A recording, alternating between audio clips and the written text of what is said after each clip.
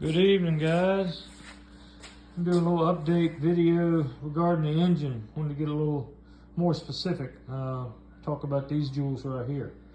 So I heard we had some comments regarding the manifolds not being correct for the truck.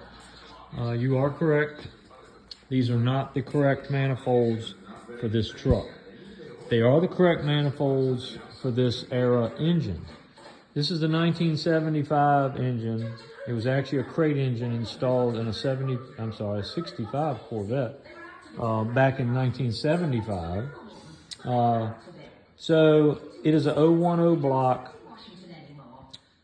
It's an LT1 bottom end, it's a steel crank, good rods, LT1 pistons, the RV cam, like I spoke of last video.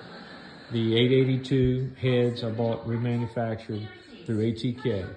So to clarify the whole manifold deal, no, they're not the correct manifolds for this truck. Main reason is they would not work with the driver's side dipstick. So you guys know the deal with the dipstick location and the manifolds, so I don't have to get into all that.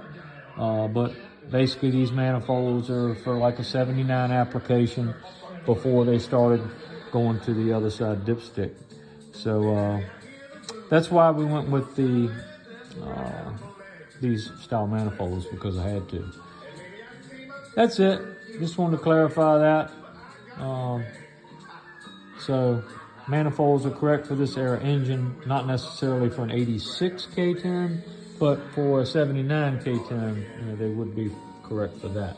So just want to clarify that. That's it. Stay tuned. We're steadily getting parts off the floor and put on. So stay tuned, and we'll have some more for you here shortly. Till next time.